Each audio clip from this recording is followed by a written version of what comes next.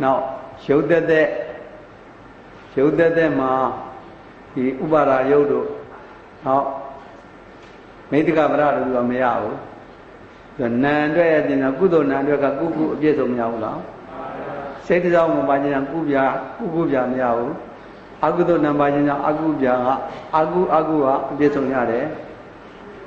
Now, set it out Mabajina Agubia, Agua Miao. Javia body Mananda de Veswamala. To Nanda Bali Yang or Nanda de Vesume, Sonia, we bakery assist in America, Uzo,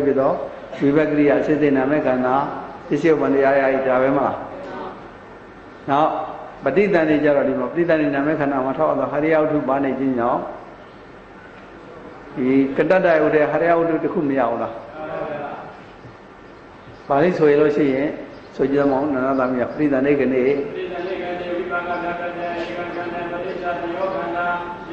Utuza, Yokan Ebreza,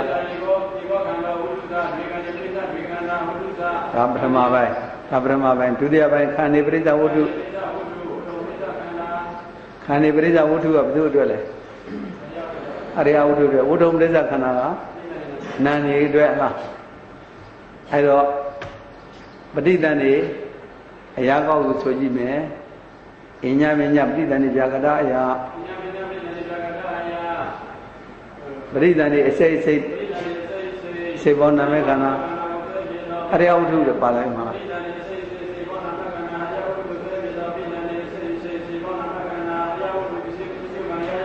Army, Kadada, Salma, out to the Yare. Habo changing Mahabo changing Mayamana. Ega Maud and Breza, the Omauda, the Omari, the Buddha, Ega Muda, the Mau, the Breza, the Mabuda, Tavayaramana. Now, do the Avaya. Today, I went and daddy, I went Bombio. Haira, Hara the Motana, Udud Motana, Adinya Dadana, Ega Maudan, Preza, the Omauda, the Omauda, Preza, Ega Maudan, the Mau, the Preza, the Mabuda, the Mavo Chini, Sume, Yako de Kama, Mavo Chini, Sume, Joda de Yagada, Inyamia, Yoda de Yagada, Ya.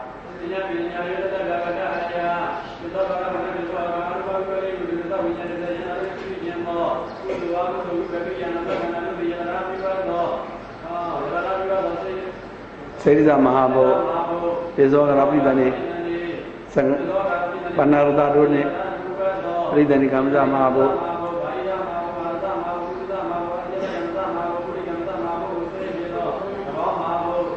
Kunabado Mahabo Lago, Kami. Now Medica Yamna, I have Valula, Serida Umaro, Valule,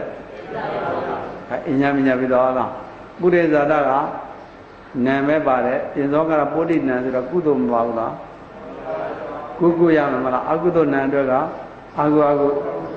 Chagada Nandaga, Jaya Podi Miaula. But in the Yamla, Tibu are the Idon with an Imshima, Pudidara, Pridan Imsibu, Yuda de Lura, Ambauna, Medica Bradio, Sedam Bajam Yau, Kuku, Usure to a Chadagli about Tezuale. Woto Buddha Rabisia Tezuame, Chadaga Batezuame, Babilo Tezuarale, Abu Mo, Ubuguda Hodom, Tizi Ludoja, Abu Mo, Ubuguda Hodom, Tizi Ludoja, Kami, and a Gugu Yakode Kama. Buddha Mala. Alu is Zogaran and it Mandiao. And another than you call them Kugu, Pureza, Kugu, Nagugadaya.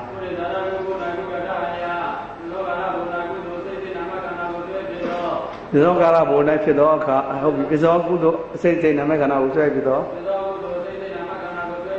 Good. Agu Agula Dame, Jaya Bodi Malame.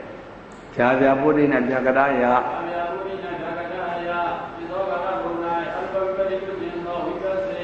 Yes, Jesus is all around Nepidoga.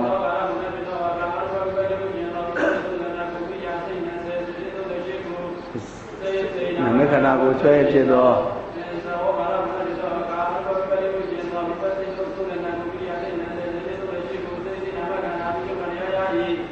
ရိသနဲ့ဆိုဖို့လိုသေးလားလို့ရုပ်တည်းမရှိဘူးပင်တိကမရာမရှိဘူးဒါဆိုရင်ပုရိသရာတိလို့လားအာဒေဝနာကဒီအာဒေဝနာပစ္စည်းတွေမှာကုသိုလ်အတွက်အကုသိုလ်အတွက်ဗျာကရအတွက်ခွဲဆိုရမယ်ကုသိုလ်အာဒေဝနာတွေကိုခွဲထုတ်ရင်မဟာကုသိုလ်ဒုတိယတိဇောမေကုကုသိုလ်9ခုမဲ4ခုစေတသိက်38ခုကုသိုလ်အတွက်တွေချုပ်စမ်းမယ်နာနသမီးမဲကုကုသိုလ်9ခုမဲ4ခုဒါဆိုကြည့်မယ်ကုသိုလ်တွေအဲ့ဒီအတွက်ကဘာရလဲကုသလေနာကုသလအဲ့ဒီအတွက်ကဘာရလဲခေါ်ကြည့်မယ်ကုသလေနာကုသလ၌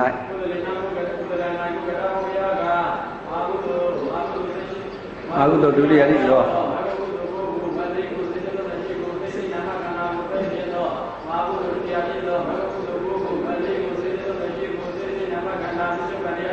အဲ့ပဲသုရတိချာအတိုင်းပဲအဲ့ဒါ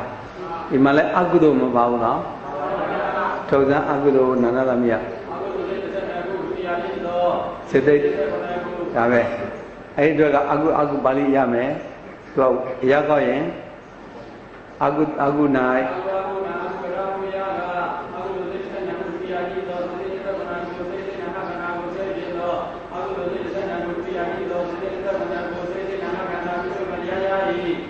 ဖြားမှာလည်းပဲဒီမှာ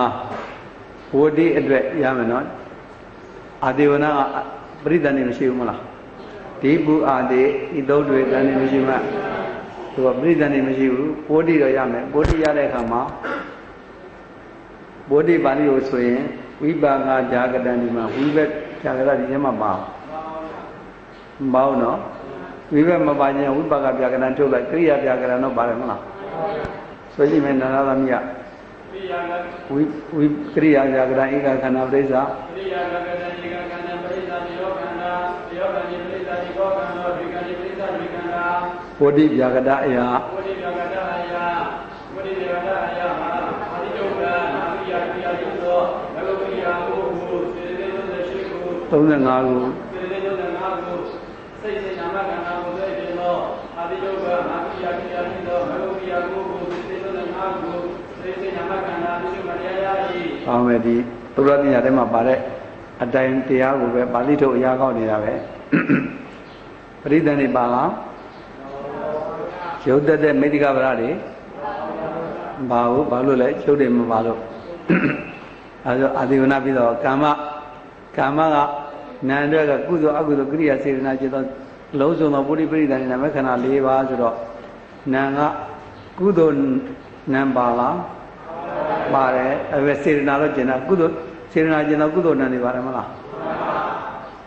ဟာမင်းအကုသိုလ်နာမ်လည်းပဲအကုသိုလ်စေတနာကျင်တော့အကုသိုလ်နာမ်နေပါတယ်ဇာကရမှာကျတော့ကရိယာစေတနာကျင်တော့ဝိပက္ခရိယာနေပါတယ်မလား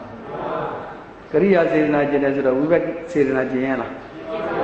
မကျင်ဘူးသူကျတော့ကရိယာစေတနာကျင်တော့လို့ဆိုပြရမယ်မစိတ်တရားကိုလည်းဗာနေခြင်းကြောင့်ကုသိုလ်နာနဲ့ကုသိုလ်စိတ်တရားတို့ကကုသိုလ်သုံးပါးကအပြည့်စုံမရဘူးလားဘုရားကောက်ပုံတော့ဒီမှာစေတနာကျင်တော့ဆိုတဲ့ဥစ္စာလေးချက်ကောက်ပြီနော်ကုနာဆိုကြည့်မယ်နားလားမြေကုနာကာမကုနာကုကတအယာကာမကုနာကုကတအယာကုသိုလ်စိတ်တဲ့ကိုစိတ်တဲ့ကိုစိတ်တဲ့နာမခန္ဓာကိုတွေ့ခြင်းတော့ကုသိုလ်စိတ်တဲ့ကိုစိတ်နာနေတော့စိတ်တဲ့ကိုနာကိုစိတ်တဲ့နာမခန္ဓာပြုမရရ၏စေတနာကကံပဲမှကျင်မလားကတ္တပဲမှကျင်မလားကတ္တပဲမှကျင်ရမယ်အကုပြကြတော့နာမ်ကိုကောက်တော့မဟုတ်ခြင်းတော့စိတ်တရားကိုကောက်တာပြင်းအောင်ထူးမလားသာဇာရနိုင်မယ်အကုပြကြတော့ဒီပစ္စည်းဥပ္ပံဟိုတင်းထဲမှာနာမ်ထဲမှာအကုစေတနာကျင်ရမှာမလားအချင်းချုပ်ဆိုရင်ရင်စောအကုအစိတ်စိတ်နာမေကနာကိုဆွဲပြတော့အကုစေတနာကျင်တော့အကုအစိတ်စိတ်နာမေခန္ဓာဟိုနာမေခန္ဓာပြောတော့စိတ်တရားကိုဆိုရမှာမလားရာပိုးတိကိုဆိုမယ်ပါဠိကတော့အပြည့်စုံမရမယ်။ရာကောက်ကြမှာကရိယာစေတနာကျင်တော်လေးထည့်ဆိုမယ်။ရာပုဒ်တိနဲ့ဗျာကတာအရာ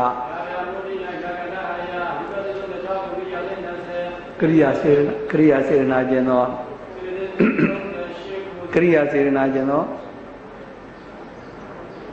ကရိယာစေတနာကျင်တော်စေတ38ခုလေ ကဲဟုတ်ပြီကံမဲ့ကဘယ်လိုလဲ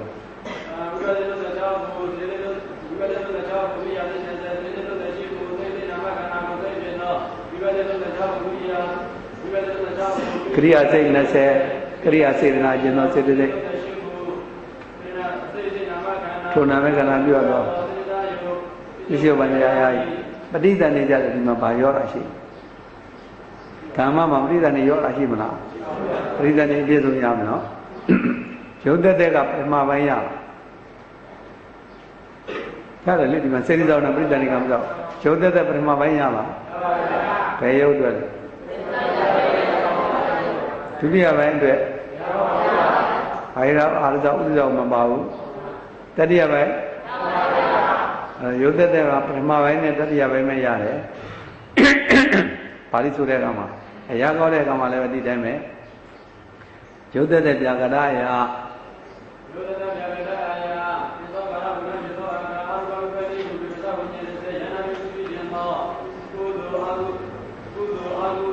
ဝိဘကရိယာ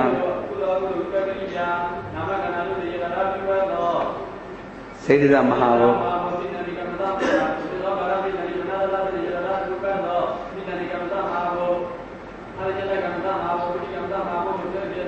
ဘုန်းနဲ့လည်းကွာတော့စေတသာဥပါဒ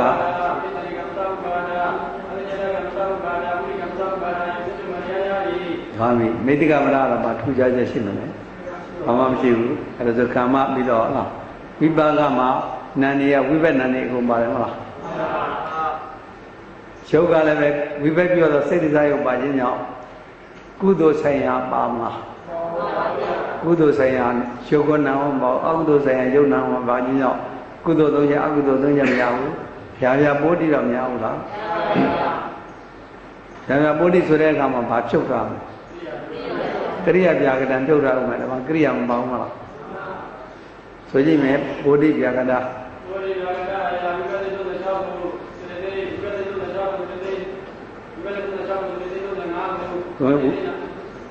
သူကဒီဝိဘက်တွေကသောဗနာဆိုင်ရာတွေဆိုတော့ဝိရဒိရှင်ရမှာဒီမှာလောကုတ္တရာဝိဘက်ပါမလဲဘူးလားအဘိမညာရှင်ရအတွက်ကမေဃဝိဘက်တွေပါမလဲဘူးဝိရဒိအဘိမညာရတယ်ဝိရဒိစေတသိက်38ခု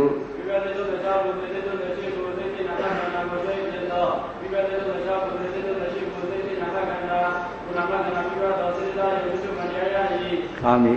ပဋိသန္ဓေဒီမှာဘာရော့အဖြစ်ပဋိသန္ဓေအပြည့်စုံမရဘူးလားဝိပဿနာကပဋိသန္ဓေကြီးပြလားပဋိသန္ဓေမှာပဋိသန္ဓေထဲမှာပဋိသန္ဓေမှမြတ်တယ်ဝိပဿနာမှာတော့ပါလားအောင်လို့ပဋိသန္ဓေပြည့်စုံရမယ်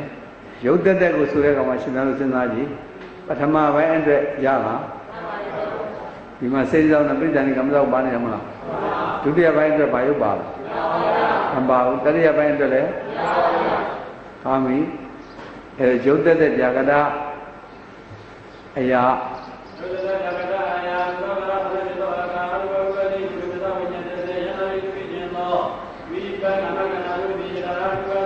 ကုသိုလ်အကုသိုလ်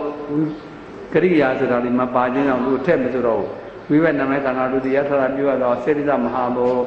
ဝိဘက်နာမခန္ဓာတို့တရားထတာပြောရတော့စေတသိက်မဟာဘောသစ္စာပါဠိပိစိကနာရတပိစိကနာသုခသောပိစိကမ္မမဟာဘောကိုသိခြင်းသောဘုရားဝါသောပိယံနေဘုရားဝါသောစေတသိက်ဘုရားဝါသောစေတသိက်ဘာသာပိစိကမ္မဘာသာယုစုပညာယာယိမေတ္တကဗရာတွေရမလားဒီမှာစေတသိက်ကဝိဘက်ပြောတော့စေတသိက်ပဲပါတယ်ကုသိုလ်အကုသိုလ်ပြောတော့စေတသိက်မပါခြင်းကြောင့်မေတ္တကဗရာတွေမရဘူးတောင်းလို့သင်္ချာကဧကံမရှိတယ်မလားဖြာဖြာတစ်ချက်ပဲတွေ့တယ်နောက်အာဟာရကအလုံးစုံသောပုရိပိဋကနာမခန္ဓာ၄ပါးနတ်အကုန်ပါတယ်ရုပ်ကလည်းစေတသိက်ပါခြင်းကြောင့်ကုသိုလ်၃ချက်အကုသိုလ်၃ချက်အပြည့်စုံဖြာဖြာပုရိအတွက်ကလည်းအပြည့်စုံမယ်ပဋိသန္ဓေလည်းဒီမှာအပြည့်စုံပါတယ်မလားပဋိသန္ဓေလည်းနာမ်ရုပ်အပြည့်စုံပါတယ်အဲ့တော့ရုပ်သက်သက်ကြတော့ပထမပိုင်းရပါဒါလည်းဒုတိယပိုင်းအတွက်ကဘာပါလဲအာဇာယုတ်တစ်ခုပဲပါတယ်တတိယပိုင်းအတွက်ကမရဘူးအဲ့တော့ရုပ်သက်သက်ပထမဒုတိယပိုင်းမှာဘာဟိရံဆိုရဘူးအာရသမုဋ္ဌာဏထက်ဆိုရမနော်ဥဒ္ဓသမုဋ္ဌာဏလိုသေးလားဒုတိယပိုင်းမှာအာရသမုဋ္ဌာဏတစ်ခုပဲရှိတယ်ကျန်တာဆိုကြမလို့ တတိယပိုင်းအတွက်တော့ဘာပါလဲဘာမှမပေါ့နော်အဲ့တော့ရုပ်သက်တဲ့ပထမပိုင်းနဲ့ဒုတိယပိုင်းနှစ်ချက်ရမယ်ဈာတော့ပဲဆိုမယ်ရုပ်သက်တဲ့ဈာကရအရာ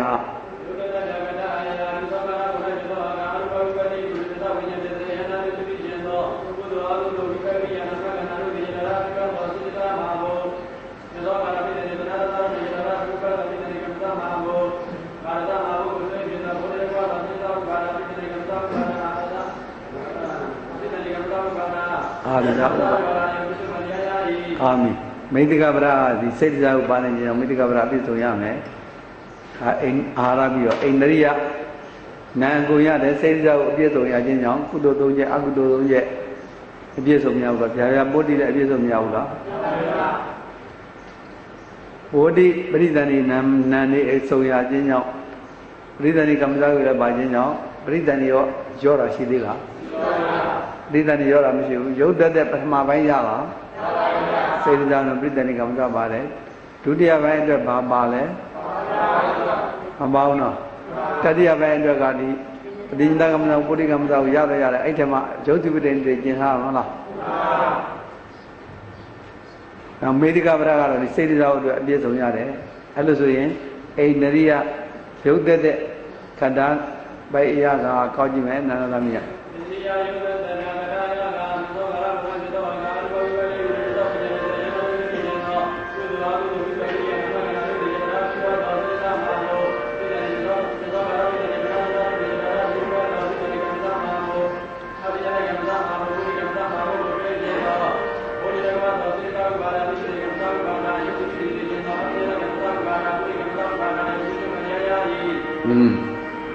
ဒီရုပ်သဘောတွေနေကျင်တော့ကတ္တပဲကြမှာကျင်တော့ကံမဲ့မှမကျင်ဘူး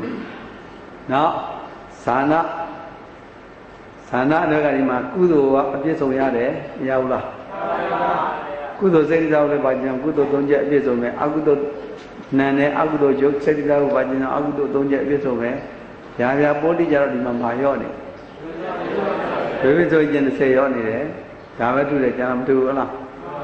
ဒီလိုဆိုရင်30ရောခြင်းကြောင့်ပါဠိကတော့မထူဘူးပါဠိကတော့သာသနာလိုက်တယ်အရာကောက်တဲ့အခါမှာတော့ဒီလိုဆိုရင်30ကျင်ပြီးတော့ကောင်းရမယ်အဲ့တော့ဇာနာဘုဒ္ဓဗျာကရအရာဘာလဲ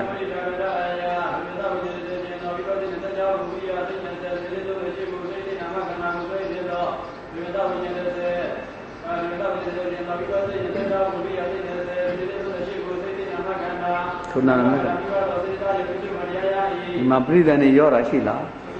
ပရိသဏိအပြည့်စုံရမယ်ရုပ်သက်တဲ့ပထမပိုင်းရတယ်ဒီမှာစေတသာပရိသဏိကမ္မဇာဥပါနဲ့ဒုတိယပိုင်းမရဘူးတတိယပိုင်းနဲ့မရဘူးမိတ္တကပရကျတော့စေတသာဥပါနဲ့ကျင်အောင်အပြည့်စုံရမယ်ဇာနာပြီးတော့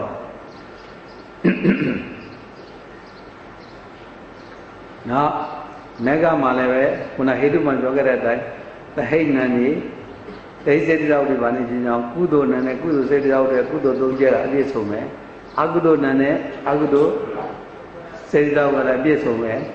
အဲတော့ကုသိုလ်သုံးချက်အကုသိုလ်သုံးချက်အပြည့်စုံမယ်ဗျာဗျာကြတော့ဘာတွေပဲဆိုရမလဲသဟိတွေပဲဆိုရမှာမလားပါဠိကတော့အပြည့်စုံရတယ်ဗျာဗျာပိုးတိရောပရိသဏိရောပါဠိပြည့်စုံရတယ်အရာကောတဲ့မှာသဟိတွေကိုပြောင်းဆိုမယ်ကောက်ကြည့်မယ်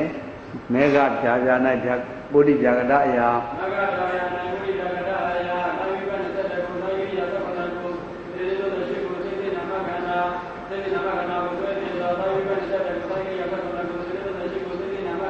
ထုံနာမေကနာပြောဒီမှာပရိသဏိလည်းပဲသဟိပရိသဏိပဲဆိုရမှာမလားပါဠိကတော့မထူဘူး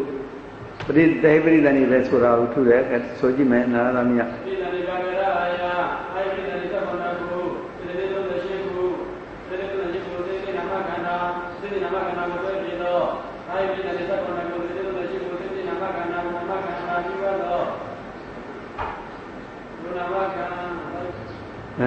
ဗါလဲ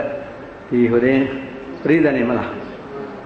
ပရိသဏိဗျာကရယဒိပရိသဏိ7ခုကိုစိတ်သိ35ခုအစေပေါင်းနာမကနာဟရိယဝတ္ထုကိုဆွဲဖြစ်တော့ပရိသဏိဒိပရိသဏိအစေပေါင်းနာမကနာကတ္တယုတ် ပရိသန္တိပြာကတယဟ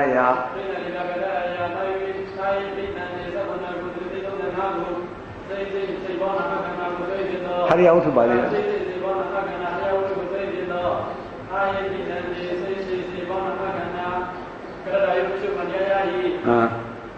ုပ်သက်သက်မှာပရမပိုင်းရမလားဆိုတဲ့အခါမှာတော့ဒီကဒိဋ္ဌိပဲဆိုအောင်မလားသင်္သောကရဘုံ၌ဖြစ်သောအခါရုပ်သက်သက်ပြာကတယ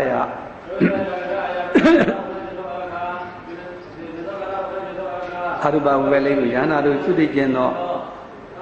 ကုသိုလ်အကုသိုလ်သေဝိဘသေကရိယာသေဝိသောက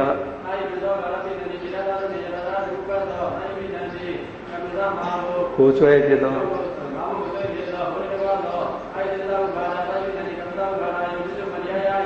အာမိမင်္ဂလာပြီးသွားပြီပါဠိရောအရာကောင်းပြီးသွားပြီဝိပယုဒ္ဓကပြင်စောကာရပုတိပရိသန္တိနန္ဒီအကုန်ရတယ်ယုတ်ကလည်းစိတ်ကြောင့်နဲ့ပရိသန္တိကမ္မသာအကုန်ရခြင်းကြောင့်ပါဠိအနေနဲ့ကတော့ကုသိုလ်သုံးချက်အကုသိုလ်သုံးချက်ယာယာပုတိပရိသန္တိအပြည့်စုံရတယ်မလားရုပ်သက်လည်းပထမပိုင်းအပြည့်စုံမရဘူးလားမေတ္တကပဒါလည်းစိတ်ကြောင့်ပါနေကြောင်းအပြည့်စုံမရဘူးလားပါဠိကတော့သာဇာရအတိုင်းပဲဒီရုပ်သက်မှလွယ်လို့ကျန်တာတွေသာဇာရအတိုင်းပဲဒါပေမဲ့ပါဠိဆိုတဲ့အခါမှာအနည်းအဖြာတတ်တွေထူးတယ်မလားအဖြာတတ်တွေထည့်ဆိုရမယ်အဲ့ဒီဥစ္စာတွေအနည်းပေးကိုကြည့်ရမယ်အရာကောက်တဲ့အခါမှာတော့သူကဘာမှမထူပါဘူးဒါပေမဲ့ဗရတိုင်းမှာပုံတက်ပြီးတော့ဆိုဖို့မလိုအပ်ဘူးလားကုကုမှလည်းသင်္သောကရပုံနဲ့ဖြစ်တော့ကကုသိုလ်အစစ်စစ်နာမည်ကနာကိုဆွဲဖြစ်တော့မယ်ကုသိုလ်အစစ်စစ်နာမည်ကနာကိုဆိုပါမလားအာကုပြာတို့ကုပြာတို့ကုကုပြာတို့ကတော့မထူဘူးနောက်အာကုမှလည်းပုံတက်မယ်မလားအဲ့ပုံတက်တာလေးထုမယ်ဗရိမာပြင်းပိုးတိကိုဆိုကြည့်မယ်ဆိုရင်ဝိပယုဒ္ဓဇာပြပိုးတိပြကတအရာဝိပယုဒ္ဓဇာပြပိုးတိပြကတအရာကျင်သောကာလဘုရားတော်ကဟာရဘောကလေးကိုကျင်သောဝိပတိတုတ္တနကုဝိပတိတုတ္တနကုယာတိနစေသေတုတ္တရှိကိုသေသေနာမခန္ဓာကိုသိဖြစ်သောကျင်သောကာလဘုရားတော်ကဟာရဘောကလေးကိုကျင်သောဝိပတိတုတ္တဝိပတိတုတ္တနကုယာတိနစေသေတုတ္တရှိကိုသေသေနာမခန္ဓာကုနာမခန္ဓာပြုသောစေတသာယေရှုမတရား၏အာမင်အဲ့တော့ဘုံတတ်တာကဟုတ်ကတ္တဘက်မှာမထည့်ရရတယ်ဒီဘက်ကံဘက်မှာထည့်ပြီးသားဆိုရင်အလားနောက်ပဋိသန္ဓေမှာလည်းပြင်စောပဋိသန္ဓေကိုပဲဆိုရမယ်မလားပဋိသန္ဓေပြာကတအရာပဋိသန္ဓေပြာကတအရာပြင်စောပဋိသန္ဓေပြင်စောကာရပဋိသန္ဓေပရသနာကိုသေတိလုံးနာကိုသေတိနာမခန္ဓာကိုသေတိနာသေတိစေပေါင်းနာမခန္ဓာအရာဝတ္ထုကိုသေတိသောအရာဝတ္ထုကိုသေတိသောပဋိသန္ဓေအစေပေါင်းနာမခန္ဓာဟုတ်ပြင်စောပဋိသန္ဓေဟုတ်ပြင်စောပဋိသန္ဓေအစေပေါင်းနာမခန္ဓာရုပ်သက်သက်လည်းပထမပိုင်းအပြည့်စုံရအောင်လားနောက်မိသိကပ္ပစိတ်စောက်ပါနေကြောင်းအပြည့်စုံရတယ်အဲဒီနောက်အဖြာတတ်ဆိုတာပဲတူတယ်အဲ့လိုဆိုရင်ဒီခုနသာဟဇရာပါဠိတော်ရတယ်ဒီသောရတိချာလည်းရတယ်ဆိုရင်ဒီသဝါဒပါဠိနဲ့ကတ္တာကောက်တွေအကုန်လုံးအပြည့်စုံပြီးမလို့လား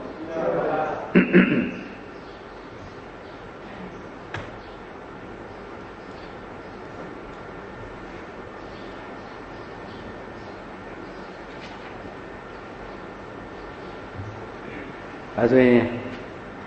ကတ္တာပေါင်းနဲ့ကတ္တာကောက်နဲ့ပါဠိရတော့ပြီးတော့ဟိဘတ်ကောက်ကိုဆိုမှဒီမှာပါဠိရခေါ်တဲ့အခါမှာကုသလဓမ္မပရိသကုသရောဓမ္မောဥပ္ပစ္စတိဟေတုပစ္စယလို့ဟေတုပစ္စယဟေတုပစ္စည်းကြောင့်လို့ဟိဘတ်မှာမပါဘူးလားအဲ့တော့ဒီမှာကောက်ရမှာကဒီပရိစ္ဆဝါဒမှာကောက်ရမှာကကုသလဓမ္မဆိုတဲ့ကံရဲ့ကုသလောဓမ္မောဆိုတဲ့ကတ္တရဲ့ဟေတုပစ္စယဆိုတဲ့ဟိဘတ်ရဲ့ဆိုတဲ့ဘယ်နှပိုင်းရှိမှာသုံးပိုင်းကံရဲ့ကတ္တရဲ့ဟိဘတ်ရဲ့အဲ့တော့ကံကတော့ခုနကတ္တမကောက်ရင်းနဲ့ထက်ကောက်သွားပြီမလားဒါကကောက်ချင်မလို့တော့ဘူး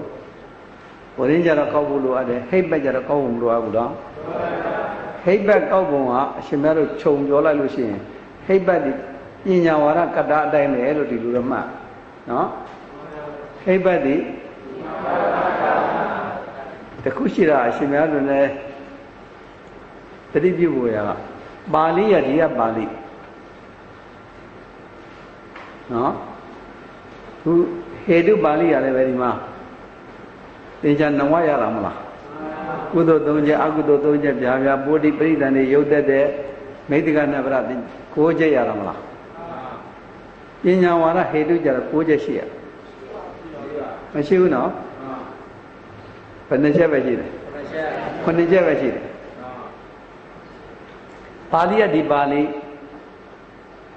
ကောက်ပုံကပညာဝါဒခန္ဓာကောက်ပုံနဲ့တူမယ်နော်ပညာဝါဒရဖို့တော့မလိုအပ်ဘူးလားပညာဝါဒမှမရလို့ရှိရင်တော့လေဒီမှာဆိုလို့မရအောင်နော်ဒါမှမဟုတ်ပညာဝါဒကျေဖို့လိုတယ်ပညာဝါဒပြီးတာနဲ့ပြန်တဲ့ဥစ္စာတွေအရှင်မတို့ပြီးတော့ဖြစ်နေပြီနော်အဲ့တော့ဟေတုပစ္စည်းရဲ့ဟိုကောက်ကြည့်မယ်ဆိုရင်ခုခု၌ဟေတုပစ္စည်းဟူသောဟိပယကဟိုပညာဝါဒကိုအရှင်မြတ်တို့စဉ်းစားကြည့်ပညာဝါဒသဟငယ်ကိုကောက်ခဲ့ပြီနော်တန်ပြုတ်တဲ့ခန္ဓာအတ္တတော်နော်ကုသိုလ်စိတ်22ခုစေတသိက်38ခုစေတကနာတခုတခု၌ရှိသောပြည့်ခြင်းအလောဘအရောဓပြည့်ခြင်းအလောဘအရောဓအမောဟဤဟိနမသုံးပါးပစ္စည်းတရားတို့ဤဟေတုတတ္တိယဤပညာဝါဒကတ္တတိုင်းကောင်းမှာနော်အဲ့တော့ဒီပြင်ပစ္စည်းတွေလည်းခြုံလိုက်ရင်ဒီတိုင်းပဲဟိပတ်တိပညာဝါဒကတ္တတိုင်းကောင်းမယ်ဟိပတ်တိဘာအတိုင်းကောင်းမလဲအဲ့လုံးဝမရသည့်တောင်ပညာဝါဒကတ္တလို့ဆိုတဲ့ဥစ္စာကိုတော့မူသေးကင်ထားမှာလားအဲ့တော့ပညာဝါဒကတ္တကိုတော့ပြန်ပြီးတော့ရဖို့မလိုအပ်ဘူးလားကုပြာမှာကြတော့ကိုမှလည်းပညာဝါဒကုပြာရှိတယ်မလားကိုမှကြတော့စေတဇာယဝတ္တသောပြင်စဝကုသိုလ်ဟိတ်တယ်မလားခြုံလိုက်ရင်ပြင်စဝကုသိုလ်ဟိတ်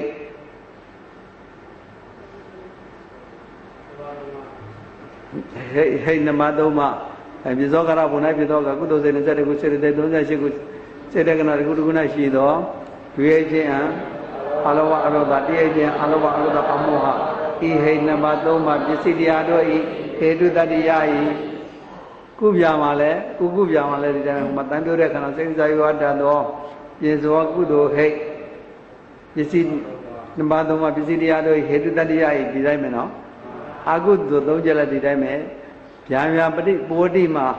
ပုံမှန်လည်းပဲဘယ်လိုကောင်းမလဲတန်ပြောတဲ့ခန္ဓာအလကောင်တန်ပြောတဲ့ခန္ဓာစိတ်တရားရောသူကြတော့တဟိစိတ်တရားကိုနဲ့တွေ့ဟုတ်လားတန်ပြောတဲ့ခန္ဓာအလကောင်တန်ပြောတဲ့ခန္ဓာတဟိစိတ်တရားရောအလကောင်တတ်တော်တတ်တော်တဟိဝိပဲတဟိဝိပဲ22ခုတဟိကရိယာ19ခုစေတသိက်38ခုစေတကနာတခုတခု၌ရှိသောရွေးခြင်းအလောဘအရောဓအမောဟရွေးခြင်းအလောဘအရောဓတည်းခြင်းအလောဘအရောဓအမောဟဤဟိနမသုံးပါပစ္စည်းတရားတို့ဤဟေတုတတ္တိယဤဒီလိုပဲကောင်းအောင်ပါပဲအဲ့တော့ဟိုမှာပရိသန္တိရှိသေးတယ်မလားပရိသန္တိဟိပယယကပရိသန္တိဟိရိပိစ္ဆဝဟိပယယကဟိုမှာတန်ပြောတဲ့ခန္ဓာအလကောင်တန်ပြောတဲ့ခန္ဓာကတ္တတယောအလကောင်တတ်သောတဟိပရိသန္တိစေတကနာတခုတခု၌ရှိသောတွေ့ခြင်းအလောဘရောဓတရားခြင်းအလောဘရောဓအမောဟဤနမသုံးပါပစ္စည်းတရားတို့ဤဟေတုတတ္တိယဤဟာလည်းဒီလိုပဲဟိုမှာရုပ်သက်မဟုတ်ဒီမှာကျတော့ရုပ်သက်ပါမလဲဘူးလားအဲ့တော့ရုပ်သက်ပါနေတော့ဟိုမှာ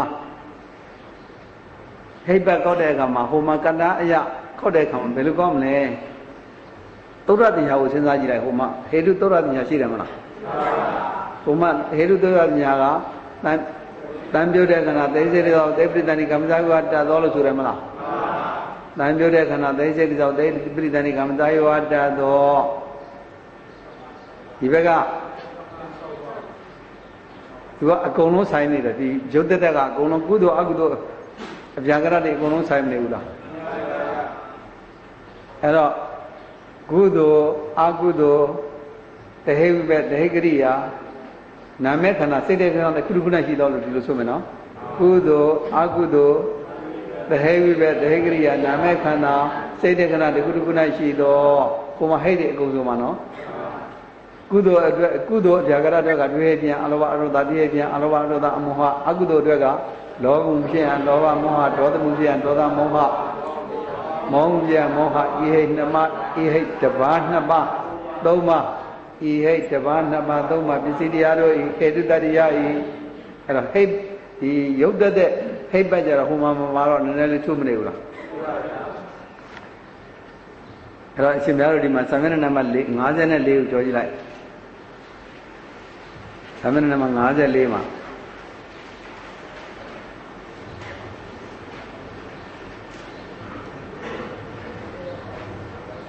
ဟိဘကောက်ဘုံဆိုပြီးတော့ဟိဘရပညာဝါဒကတ္တတိုင်းကောက်တယ်လူရင်းချုပ်ကဒီမှာကုမကောက်ပြတာကောက်ပြထားတယ်မှာဟိုအတိုင်းပဲမလားအဲ့တော့ဗျာဗျာရုပ်သက်နဲ့လည်းအောက်မှာပြထားတယ်တွေ့လားဗျာဗျာရုပ်သက်နဲ့နန္ဒသာမြတ်ဆိုမယ်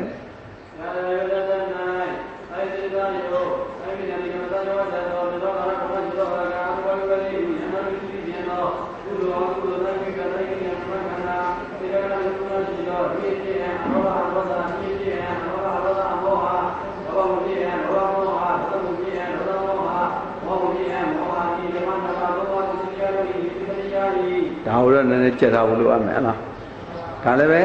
အထူးဆန်းတော့မဟုတ်ဘူးပြန်ပြီးတော့ခြုံလိုက်လို့ရှိရင်ဟိုမှာသုဒ္ဓသင်္ချာကျတော့တိစေသောတိတံပြုတ်တဲ့ခန္ဓာတိစေသောတိပ္ပတိတဏိကမ္မဇဂုအတ္တသောဆိုတာဟိုမှာပဲဆိုခဲ့တယ်မလားအဲ့တော့တံပြုတ်တဲ့ခန္ဓာကျုံမှာတံပြုတ်တဲ့ခန္ဓာမဆိုတော့တိစေသောတိပ္ပတိတဏိကမ္မဇဂုအတ္တသောလို့ဒီလိုပဲဆိုတယ်မလားကျုံနဲ့ဆိုင်တာပဲဆိုတော့မလားအဲ့တော့ဒီဘက်ကကုသိုလ်အကုသိုလ်ကျတော့ပြင်စောကာရပုံနဲ့ဖြစ်သောကအရူပဘုပဲ၄ခုအန္တရာယ်သုတိကျင်တော်ဒီပါဒွေပစိုးညင်30ဘာလို့မထည့်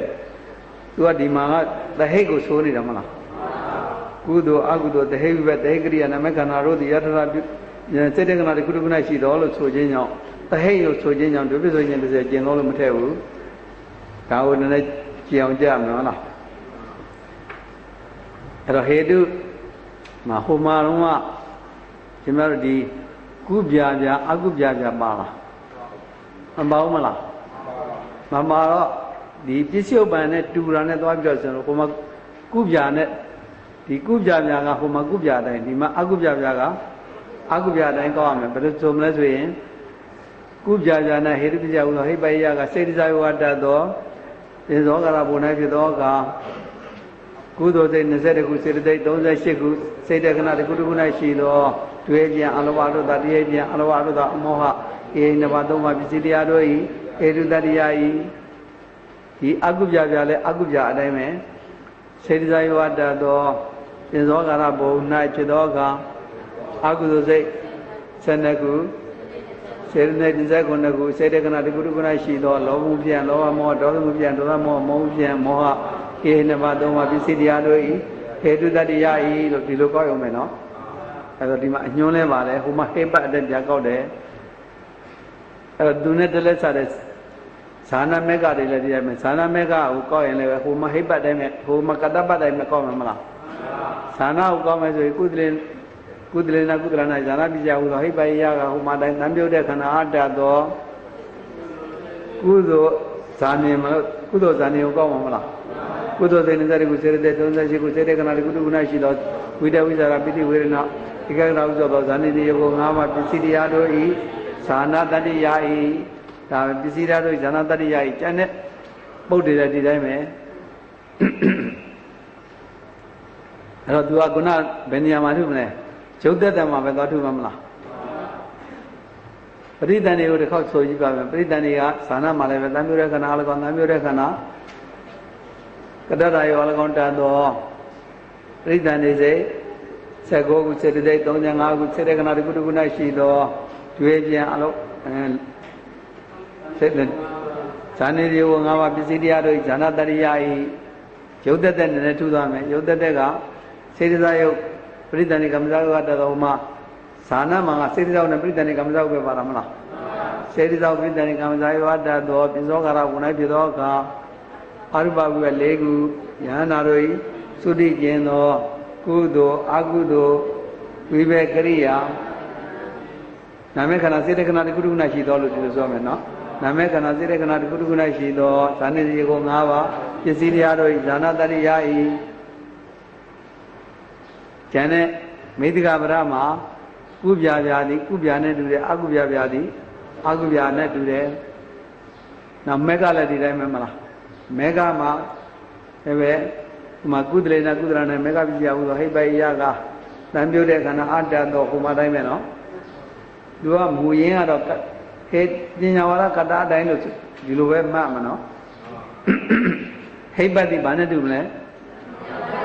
ပညာဝါဒကတ္တအတိုင်းဆိုတဲ့ဥစ္စာကိုတော့မူသေးကင်ထားရမယ်အဲ့တော့ပညာဝါဒကတ္တအတိုင်းမှာမေဃပစ္စယဟုသောဟိပယကကုကုမှာကောက်ကြည့်မယ်တန်ပြုတ်တဲ့ခန္ဓာအတ္တတော့ကုသိုလ်စေတသိက်ခုစေတသိက်38ခုစေတကနာတခုတခု၌ရှိသောပညာဝိတ္တဝိတ္တိသုံးခုဝိရိယတတိဧကဂရာဟုသောမေဃတိယကို8ပါးပစ္စည်းတရားတို့ဤမေဃတတိယဤဒါပဲကျန်တဲ့ဥစ္စာတွေလည်းဒီပုံစံပဲရုပ်သက်သက်မှာလည်းထုမယ်ရုပ်သက်သက်ထုတဲ့အခါမှာဟိုရင်းမှာသုရတိချာအတိုင်းပဲသိစေတ္တယုသိပရိသနိကမသာယောအတ္တသောပြဇောကရာဘုံ၌ပြဇောကအရုပကွယ်လေးပြညာနာလေးသုတိကျင်သောကုသိုလ်အကုသိုလ်တဟိဝေတေကရိယာနာမေခန္ဓာစိတ်တေကနာတခုတခု၌ရှိသောသူကြတော့အကုန်လုံးပဲမဂ္ဂင်ဒီကို9ပါးလုံးအကုန်လုံးမရဘူးလားရုပ်သက်သက်ကအလုံးနဲ့ဆိုင်တော့မဂ္ဂင်ဒီကို9ပါးပစ္စည်းတရားတို့မဂ္ဂတတ္တိယဤဒါပဲမဂ္ဂလည်းပြီးတော့ဟုတ်လားဘာမီအာရမဏကိုပြောပါမယ်အာရမဏပြောတဲ့ကမှဒီအာရမဏကရှင်များတို့ကောက်တာကဒီကပါဠိကောက်တယ်ပါဠိကဒီကပါဠိကောက်ပုံကပညာဝါဒခတ်တာမလားပါဠိကဒီကပါဠိကောက်ပုံကပညာဝါဒကတ္တာပညာဝါဒကတ္တာဒီမှာအာနန္တနာဥဒ္ဒနာဝိအရှင်များတို့စဉ်းစားကြည့်ဒီမှာသိချဘလောက်ရဒီနည်းပဲရှိတယ်ဘုရင်ပညာဝါဒတော်ကအာရမဏကနဝရှိနေတယ်မလားအဲ့တော့မတူတော့ဘယ်နဲ့လုပ်မလဲနော်ပစ္စည်းဥပ္ပန်တူတာရင်ပေါင်းရမယ်ပစ္စည်းဥပ္ပန်တူတာရင်ပေါင်းရမယ်ဆိုတော့ဒီမှာတို့ပညာဝါဒတော်ကပစ္စည်းဥပ္ပန်ကုသိုလ်နေတာဘယ်နှချက်ရှိလဲပစ္စည်းဥပ္ပန်ကုသိုလ်နေတာနှစ်ချက်မဟုတ်လားကုသလကုသလတာတစ်ချက်ရဲ့ဗျာကရကုသလတာတစ်ချက်ရဲ့ဒီနှစ်ချက်ပဲမလားပညာဝါဒလေပညာဝါဒအရှင်များတို့ပြန်ကြည့်ပညာဝါဒအာရမဏ7မိနစ်နဲ့မှဘယ်လောက်လဲ16မှာလားဟမ်16လားအာရမဏအရာကောက်စီရလေအာရမဏအရာကောက်လေ15မလားအဲ့ကိုပြန်ကြည့်လိုက်လေဟမ်ပညာဝါဒကိုပြောတာ3ချက်လားဟောအကုသိုလ်မှာတစ်ချက်ပါသေးလားဟာအကုသိုလ်မှာတစ်ချက်ပါလေကုသလောကုသလတာတစ်ချက်အကုသလောကုသလတာတစ်ချက်ဗျာကရောကုသလတာတစ်ချက်နော်ပစ္စည်းဥပ္ပန်ကုသိုလ်နေတာ3ချက်ပေါင်းလိုက်တော့အဲ့မှာကိုပြန်ကြည့်နော်အဲ့မှာပြန်ကြည့်တဲ့အခါမှာကုသလေနဟိုမှာကုသလောကုသလတာမှာပစ္စည်းဥပ္ပန်ကကုသိုလ်မလားပစ္စည်းဥပ္ပန်ကုသိုလ်ပစ္စည်းကကုသိုလ်မလားအဲ့မှာကျွန်တော်ပစ္စည်းကုသိုလ်ကရတ္တမဲ့ကျွန်တော်ကုသိုလ်ဝိသမရဘူးလားနောက်တစ်ခါအကုသလောကုသလတမှာကျတော့ပစ္စည်းဘက်ကအကုသိုလ်စိတ်12ခုမရဘူးလားဗျာကရောကုသလတမှာကျတော့ရတ္တဖို့ကျင်တော်ဝိပက္ခရိယာရုပ်တွေရတာမလားရုပ်နိဗ္ဗာန်ရတာမလားအဲ့တော့ပညာဝါဒမှာပညာကိုမဟောခြင်းကြောင့်ပညာတော့မပေါ့ဒီမှာပညာထက်ကောင်းတယ်အဲ့ဒီခုနပစ္စည်းဥပ္ပန်ကုသိုလ်နေတဲ့3ပါးလုံးပေါင်းကြည့်လိုက်3ပါးလုံးပေါင်းကြည့်လိုက်တဲ့အခါမှာပစ္စည်းဘက်ကကုသိုလ်အကုသိုလ်အပြာကတစုံတော့ဖြစ်သွားတယ်ကုသိုလ်ထဲမှာရတ္တမဲ့ကျင်ရမယ်ဝိဘက်ထဲမှာရတ္တဖို့ကျင်ရမယ်ရတ္တဖို့ကျင်တဲ့အကုန်လုံးစိတ်စေတသိက်တွေအကုန်ရမယ်မလားရတ္တဖို့ကျင်စိတ်ကဘယ်လောက်ကြမလဲ89ခုရမယ်စေတသိက်52ခုယုံ28ခုနိဗ္ဗာန်ပညာအားလုံးကိုသူကအာယုံ6ပါးလို့ဆိုလိုက်မယ်အားလုံးကိုအာယုံ6ပါးပစ္စည်းတရားတို့အာရမဏတတ္တိယဤလို့ဒီလိုဆိုမယ်နော် ဒီမှာဆိုပုံဆိုနည်းကိုဒီတော့ဒီသမဏနံပါတ်54မှာဒီမှာညွှန်ပြထားတယ်ဒီလားသမဏနံပါတ်54မှာအာရမဏပညာဝလရာသင်္ချာနဝကိုပစ္စယပညတူသော၃ချက်စီပေါင်း၍သင်္ချာဒီနည်းပြည့်မလားအဲ့တော့ကု၌ကုသလေနကုသလနာအာရမဏပစ္စယဟောဟိပယကအဲ့မှာဆိုရိုးတဲ့ပြထားတွေ့လားကုသိုလ်ဧကဝိဒကုသိုလ်20ခုအတ္တသောရတ္တမေရတ္တဖို့ကျင်သော89ခုစေတ50ခုယုံ28ခုနိဗ္ဗာန်ပညာဥသောသောနိဗ္ဗာန်ပညာဤအောင်6ပါးပစ္စည်းတရားတို့ဤအာရမဏတတ္တိယဤဆိုကြည့်မယ်နန္ဒသမီးက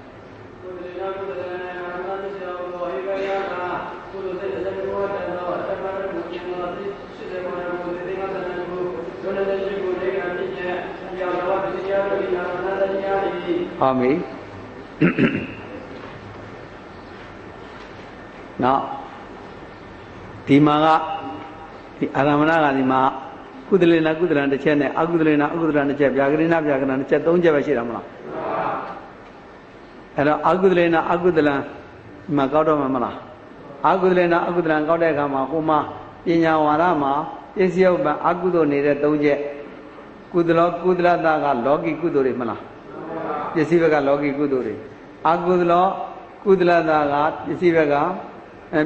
အကုသလတာကပစ္စည်းဘက်ကအကုသိုလ်တွေမလားဗျာကရောအကုသလတာလောကီဝိဘက်ဗျာကရတွေမလားလောကီဗျာကရတွေပေါ့ဟာလောကီဗျာကရတွေကသူကပညာဘိုးပါလာမယ်မလား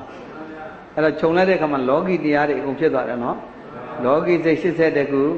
စေတသိက်52ခုယုံ28ခုပညာသူနိဗ္ဗာန်မှာလောကီဆိုတော့နိဗ္ဗာန်ပါအောင်လားအဲ့တော့ပစ္စယဥပ္ပံကအကုသိုလ်12ခုအတ္တတော်လို့ဒီလိုဆိုလိုက်ရုံပဲဆိုကြည့်မယ်နာရသမီးကအကုသလေနအကုသလနာအာရမဏပစ္စယဟောဟိပယကအကုသလေနအကုသလနာအာရမဏပစ္စယဟောဟိပယကအကုသိုလ်12ခုအတ္တတော်လောကီပစ္စည်းတဲ့ခုဒီလေး52ခုယုံ28ခုပညာဒီအောင်တော်ပစ္စည်းရတို့ဒီအာရမဏတရားဤဟာမီနောက်ဗျာကရိဏဗျာကရဒီမှာ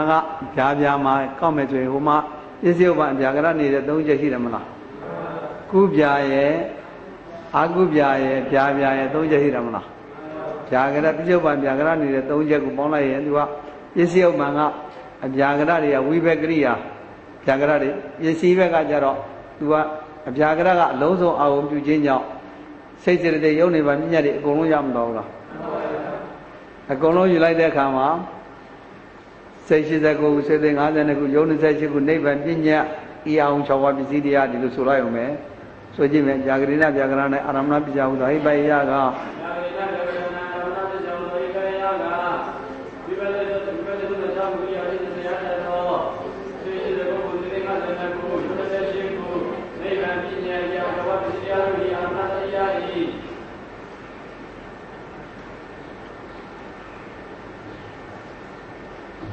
ဟောပြီ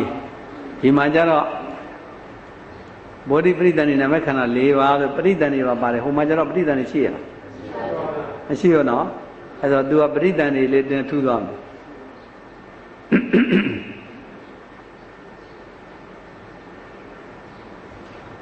တို့ပရိသဏ္ဍာန်အာရမဏပရိသဏ္ဍာန်ရဲ့အာယုံကိုရှင်များတို့သင်္ညိုပါဠိကိုလည်းပြန်စဉ်းစားကြည့်တယ်သင်္ညိုပါဠိပကိမ့်မဲ့အာရမဏသင်္ဃာကိုကြည်တံ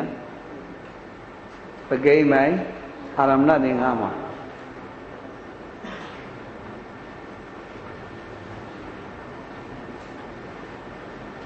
ဘုအစနာမှာပဋိသန္ဓေပွင့်သုတိတို့ရဲ့အာယုံကိုပါဠိဖတ်ကြတော့အောင်နန္ဒသမီး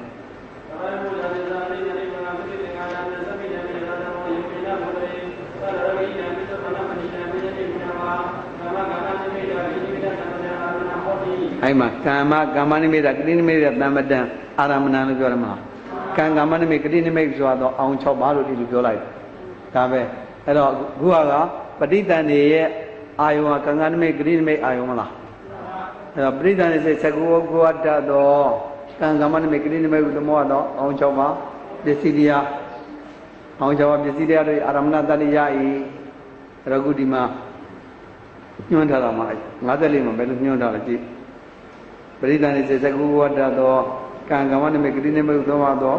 အောင်း6ပါးပစ္စည်းဓာတ်တွေအာရမဏတတ္တိလို့အာရမဏကိုကြမထားဘူးလားရတာပြီလေအဲ့လိုဆိုရင်အာရမဏဟိဗ္ဗအယကုသလေနာကုသလအကုသလေနာအကုသလဗျာဂရိတဗျာကရဏဒီမှာပိုးလာတဲ့ပရိသန္တိအဲ့မှာအပြည့်စုံညွှန်ထားတာရှိတယ်အဲ့တော့အာရမဏပြီးတဲ့အခါမှာအနန္တရသမဏန္တရခဏထားအောင်အစဉ်တိုင်းသွားမယ်ဆိုရင်အာရမဏပြီးတော့အဓိပတိလာမှာလားအဲ့တော့အဓိပတိကပညာဝါဒကတ္တကိုပြန်စဉ်းစားရမယ်ဆိုပညာဝါဒမှာ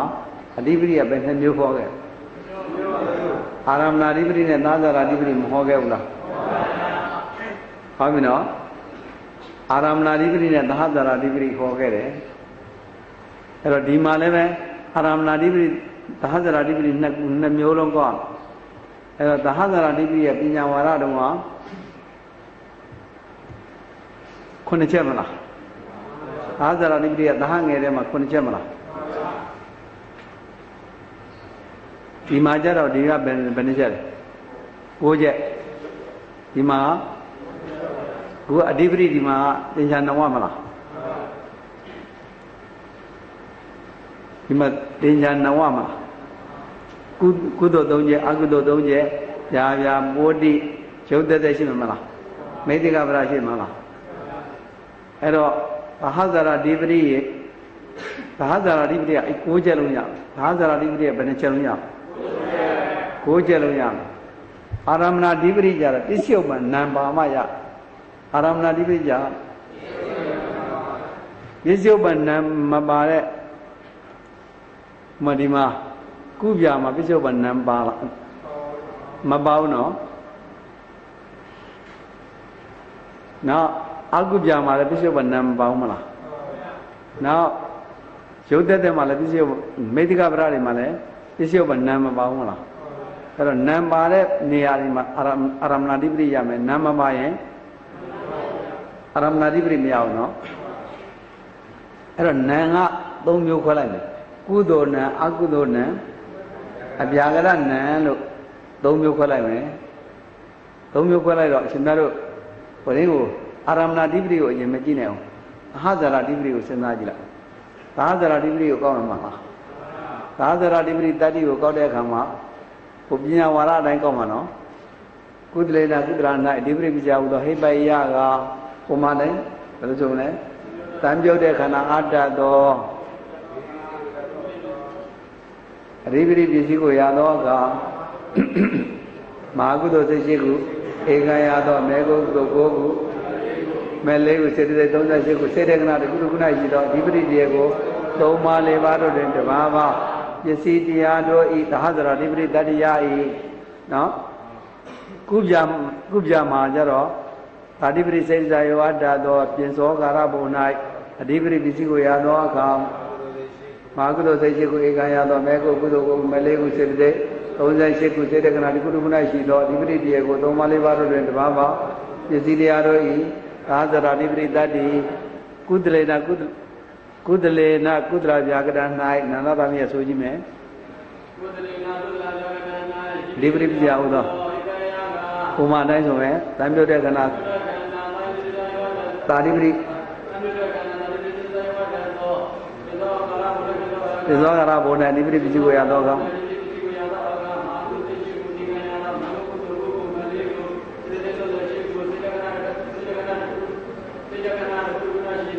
ဒီပရိယေကိုဒီပရိယေကို3ပါး4ပါးတို့နဲ့ဘာပါ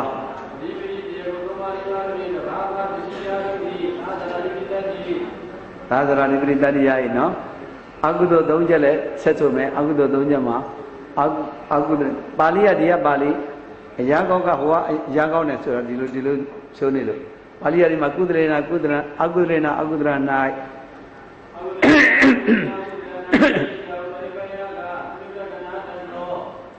ဒီပရိပစ္စည်းကိုရသောအခါလောမှုစိတ်ရှိကိုဒီပရိတရားကို3ပါးတို့တွင်တဘာဝပစ္စည်းတရားတို့ဤအကုသလေနဗျာကရဏအကုသလေနဗျာကရဏ၌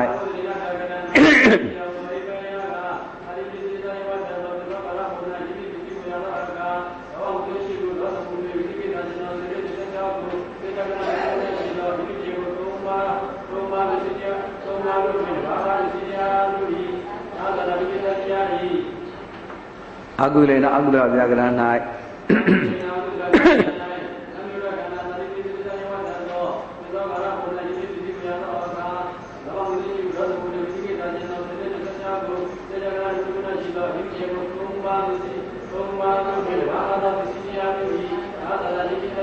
အဓိပတိတွေကိုသုံးပါးတို့တွင်တဘာဝအဓိပတိတွေကိုသုံးပါးတို့တွင်တဘာဝပစ္စည်းတရားတို့ဤ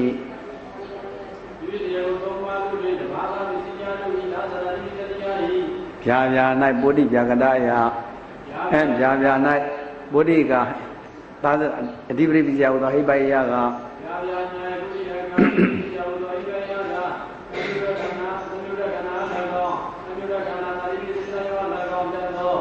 အဓိပတိပစ္စည်းကိုရသောကဒီသောကရမပေါ့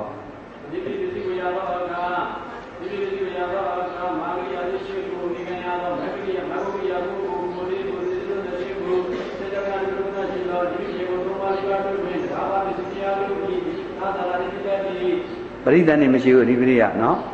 ရုပ်သက်သက်ကြတော့ဟိုမှာမပါဘူးဒီမှာပါတယ်အဲ့တော့ရုပ်သက်သက်မှာဟိုမှာကစိတ်ဝရင်းကိုရုပ်ကဘာရုပ်ပဲပါတော့တာတိပရိစေတရောက်ပဲပါတော့မလားအဲ့တည်းမှာဆိုရင်တာတိပရိစေတဝတ္တသောပိဇောကာရဘုံ၌ပိဇောကာရဘုံ၌အဓိပတိပစ္စည်းကိုရသောကတာတိပတိကုသိုလ်အကုသိုလ်ဝိဘက်ကရိယာစိတ်တခဏတစ်ခုတစ်ခု၌ရှိသောအဓိပတိတရားကိုတဘာဝပစ္စည်းတရားတို့ဤဟောမိမေသိကပရကြတော့ဟိုမှာမရှိဘူးဒီမှာရှိတယ်မလားမေသိကပရကကုပြပြကဟိုမှာဗာနဲ့တူတော့ကုပြနဲ့တူတယ်အကုပြပြကအကုပြနဲ့တူတယ်ပဲတူတယ်ပဲဟိုမှာသာရိပတိစေတသာယောတ္တသောပိဇောကာရဘုံ၌အဓိပတိပစ္စည်းကိုရသောကမဟာကုသိုလ်စိတ်ကိုဧကံရသောမေကုကုသိုလ်ကိုမေလေးကိုစေတိ38ခုစေတကနာတခုတစ်ခု၌ရှိသောအဓိပတိတရားကို3ပါးတို့4ပါးတို့နဲ့ဘာဝပစ္စည်းတရားတို့ဤသာသရာအဓိပတိတတ္တိအဲ့တော့ခုမဟာသရာအဓိပတိတတ္တိကောက်ပုံကပညာဝါဒအတိုင်း6ချက်လုံးအပြည့်စုံမရဘူးလား6ချက်လုံးကဒီကပါဠိက6ချက်နော်ဒီကပါဠိ6ချက်ဟိုမှာပညာဝါဒကတ္တမဟာသရာအဓိပတိပညာဝါဒကတ္တတိုင်းကောက်မှာမလား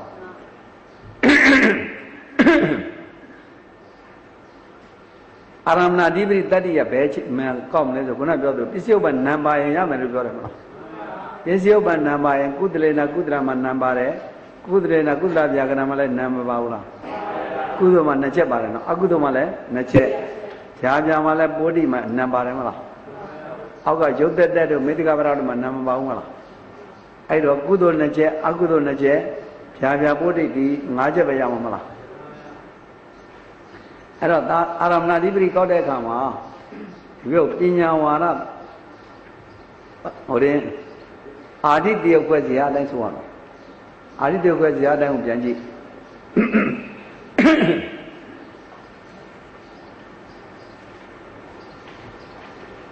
သမဏမှာဘယ်လောက်လဲ14လား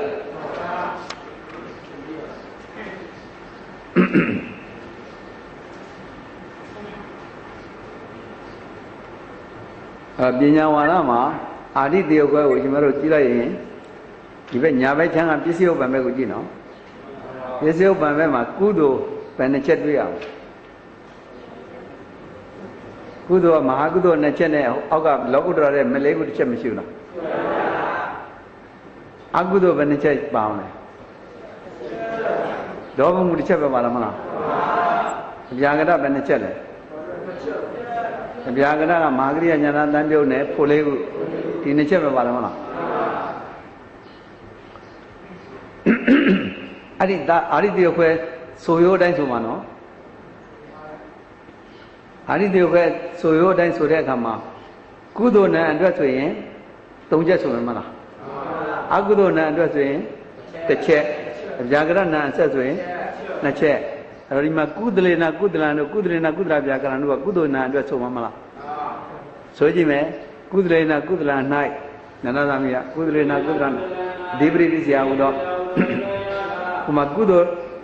လ်နံအတွက်၃ချက်ကိုဆိုမဲ့အဒီအလေးမြတ်ပြုတတ်သော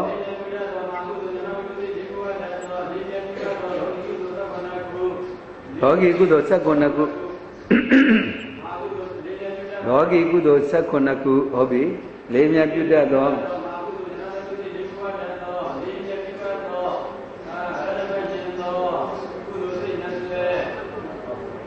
သူကဒီလိုဆိုမှရတစ်ခုချင်းများဆိုလိုက်မယ်ခုနအလေးမြတ်ပြုတတ်သောမဟာကုသိုလ်ညာနာဝိပ္ပယစိတ်တွေဝတ်တတ်သော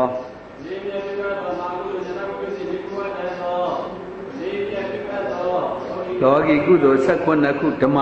လောကီကုသိုလ်19ခုဆိုတော့ဓမ္မယုံအာယုံမှာထည့်တော့နော်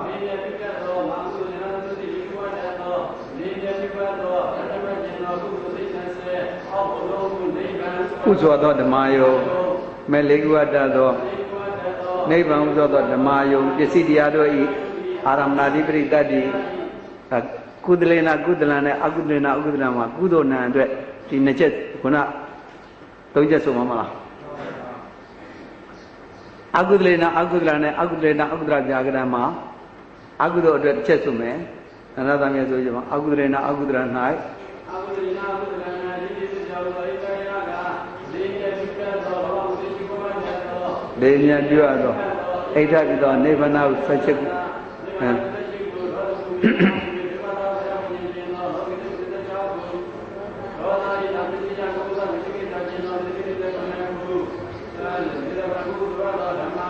သူကရုပ်တွေပါတော့အောင်6ပါးအာရမဏဓိပရိတ္တိအာရမဏဓိပရိတ္တိဟုတ်ပြီနောက်ဗျာကရေနဗျာကရံပိုတိအတွက်ကိုဆိုကြည့်မယ်ဗျာကရေနဗျာကရံ၌လေးမြတ်ပြုတတ်သောရတ္တမေရတ္တဘုနိဗ္ဗာန်ဟုဆိုသောဓမ္မယုဘိုလ်လေးကသောနိဗ္ဗာန်ဟုဆိုသောဓမ္မယုပစ္စည်းတရားတို့၏အာရမဏတတ္တိယ၏ခါမိကုသဟဇာတိပရိတတ္တိယ9ချက်လုံးအပြည့်စုံရတယ်လို့ပြောတယ်မလားအာရမဏတိပရိတတ္တိယပစ္စည်းဥပ္ပနံပါတဲ့ဗရလေးမှာရမှာလားပစ္စည်းဥပ္ပနံပါလားကုသိုလ်နံပါရင်ခုနကုသိုလ်နံအတွက်ဆိုမှာမလားအကုသိုလ်နံပါရင်အကုသိုလ်နံအတွက်ဆိုမှာမလားအဲ့လိုဆိုရင်ပြန်ချုပ်လိုက်တဲ့အခါမှာကုသလေနကုသလံမှာဒီအဟိပတ်ကောက်တဲ့အခါမှာတတ္တိပဲနှမျိုးကောက်အာရမဏဓိပတိရောသဟဇာဓိပတိရောနှမျိုးလို့မကောက်ဘူးကုသလေနဗျာကရံကြတော့သဟဇာဓိတတ္တိပဲတစ်ခုပဲရအောင်လားကုသလေနကုသလဗျာကရံကြတော့အာဒီရောတာဒီရောနှမျိုးလို့မလဲဒီမှာနံလဲပါနေအောင်မလားခောက်ပုံကောင်းလေးကိုနည်းနည်းထပ်ဆိုပြမယ်ကုသလေနကုသလ၌ဒီပရိပိစယဟူသောဟိပိုက်ရကဆိုကြည့်မယ်နာနာသမီးကကုသလေနကုသလ၌ဒီပရိပိစယဟူသောဟိပိုက်ရကပထမအာရမဏဓိပတိကိုအရင်ဆိုမယ်လေးမြတ်ပြသောမဟာကုသိုလ်နံဝိသေဒီကုဝတ္တသောလေးမြတ်ပြသောလောကီကုသိုလ်သက္ကနာကုဆိုသောဓမ္မယော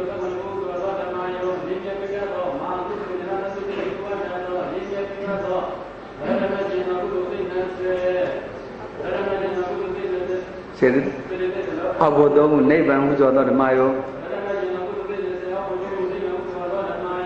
မလေးဝတ္တသောနိဗ္ဗာန်ဟုဆိုသောဓမ္မယောပစ္စည်းတရားတို့၏အာရမဏဓိပတိတတ္တိနောက်တော့သာသနာဓိပတိကိုဆက်ဆိုမယ်တန်ပြောတဲ့ခန္ဓာအတ္တသောသင်္သောကာရဓိပတိပစ္စည်းကိုရသောကမဟာကုသိုလ်စိတ်ရှိခု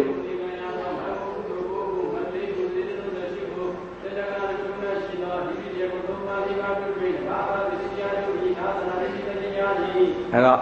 ကုသလေနကုသလမှာအာဒီသဟာရီမျိုးကောက်မယ်အစဉ်တိုင်းကောက်တဲ့အခါမှာအာဒီနဲ့သဟာရီကအာဒီကိုအရင်ကောက်တယ်ဟုတ်လားကုသလေနဗျာကရံကြတော့သဟာရီတစ်မျိုးပဲရမယ်ကုသလေနကုသလဗျာကရံမှာကြတော့ဒီကုသိုလ်နံပါနဲ့ဒီတော့အာဒီရောသဟာရီရော2မျိုးရမယ်အကုသလေနအကုသလမှာကောက်ကြည့်မယ်သူကအာဒီသဟာရီ2မျိုးရမှာမလားအကုသလေနအကုသလ၌လေးမြတ်ပြုတတ်သောလောကုစိတ်ရှိခုဝတ္တသော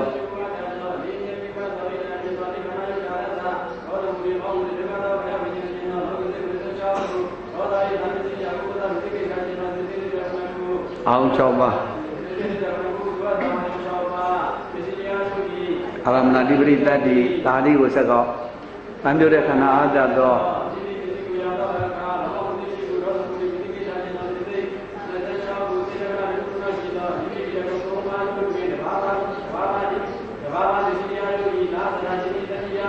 ကာမိအကုသလေနဗျာကရံကြတော့နာမပါလို့အာဒီတခုပဲရတယ်အကုသလေနအကုသရဗျာကရံကြတော့နာမပါနေခြင်းကြောင့်အာဒီရောနှစ်ချက်လုံးရမယ်ရာဗျာ၌ပိုတိကြတော့နာနဲ့ပါတော့အာရမဏတိအာဒီရမယ်တဟာတိရတော့ဗရာတိုင်းရတော့ဗျာကရေနဗျာကရံ၌ပိုတိကအဓိပတိပြကြဟုသောဟိပါယက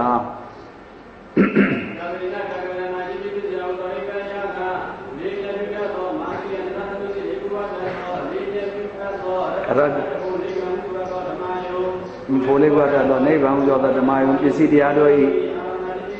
သဟာတိကိုကောင်းမယ်တန်ပြုတဲ့ခဏ၎င်း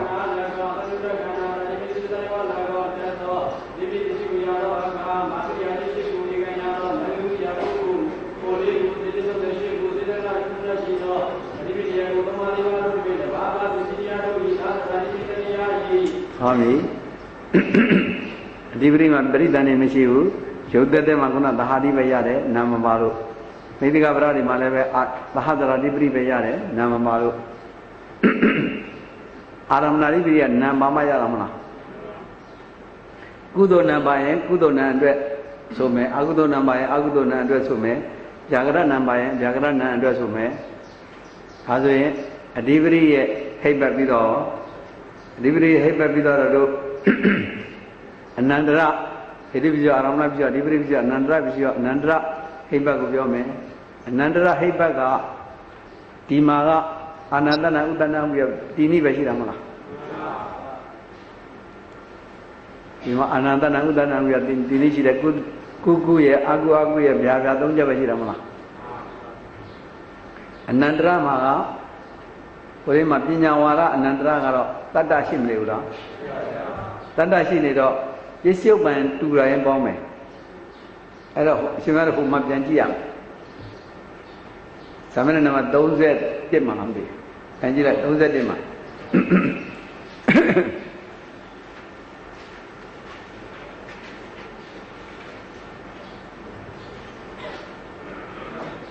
အဲ့တော့ပစ္စယုပ္ပံကုသိုလ်နေတဲ့နှစ်ချက်လား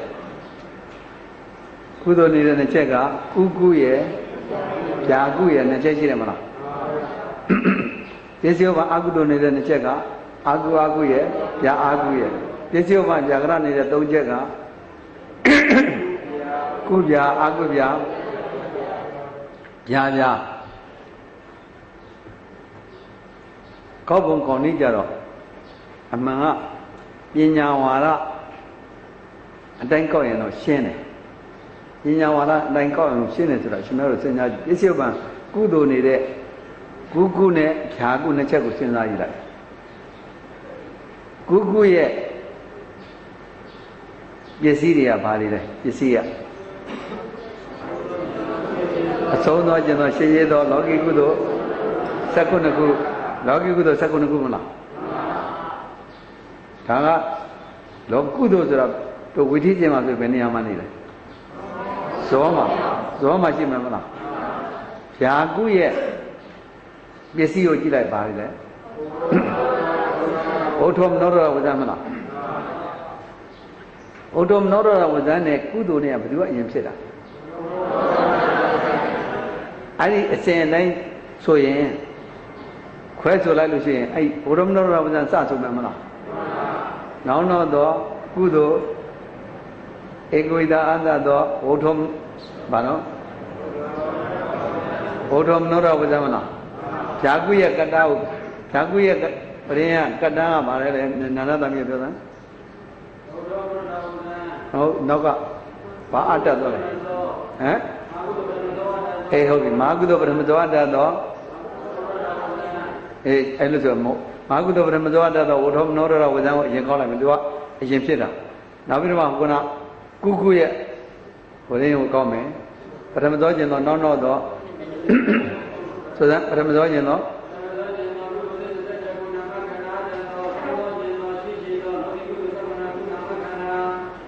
ပစ္စည်းတရားတို့ဤပစ္စည်းတရားတို့အနန္တရတ္တိယဤလို့ဒီလိုဆိုအောင်ရန်ဆိုကြည့်မယ်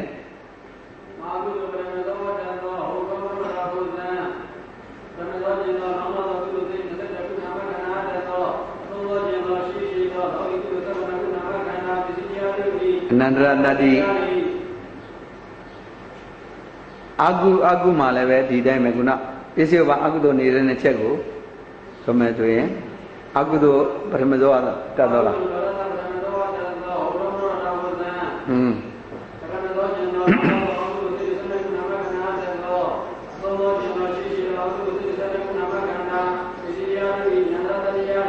ကောင်းပြီအဲ့လိုကောက်ရင်သူရှင်းတယ်ဒါပေမဲ့အရာကောက်ဆရာတော်ကအကုမှာတော့အဲ့ပုံစံနဲ့လက်ကိုခွဲကောက်တယ်ကုမှာကြတော့အဲ့လိုမခွဲဘဲနဲ့သူပေါင်းကောက်လိုက်တော့နည်းရှုပ်သွားတယ်ရှုပ်သွားတော့သူပေါင်းမပေါင်းနေရနောက်တော့ကုသိုလ်20ခုအတ္တတော်ဝုထောမနောရဝဇံအဆုံးသောကျွန်တော်ရှိတော့လောကီကုသိုလ်19ခုလို့သူကတစ်ချက်တည်းနဲ့ဟိုပစ္စည်းဥပ္ပံကိုတော့တစ်ချက်တည်းနဲ့ပေါင်းပြီးတော့ပစ္စည်းကို2ချက်ယူလိုက်တယ်ဟုတ်လားအဲ့တော့အရာကောက်ဆရာတော်ရေးတဲ့အတိုင်းတော့နည်းနည်းမှတ်နော်ဆိုကြည့်မယ်ကုသလေနာကုသလနာအနန္တပစ္စယဟုသောဣပိုင်ယကနောက်နှစ်ခုကိုသူက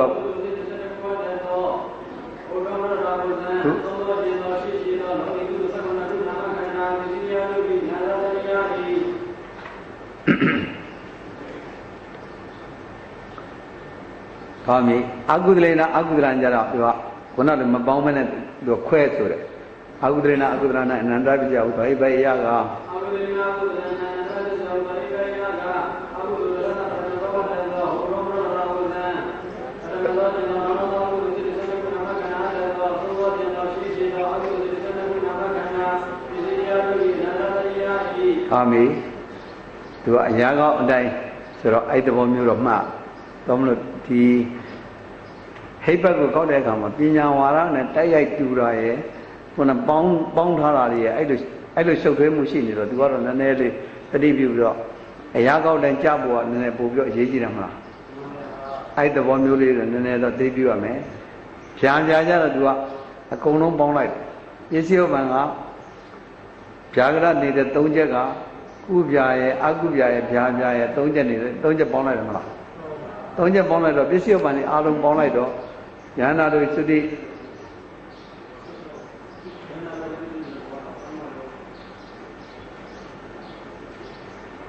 ဉာဏ်နာတို့သုတိနေ့တကွာနောက်တော့ဝိဘက်36ကရိယာစိ20နာမဲ့ခန္ဓာတတ်တော်လို့နောက်ကဟာတွေအကုန်လုံးပေါင်းလိုက်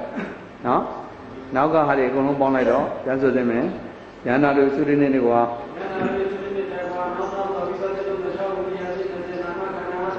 နာမဲ့ခန္ဓာတတ်တော်ဆိုတော့ဒီပရိမကပစ္စည်းဘက်ကကြတော့သူကဒီ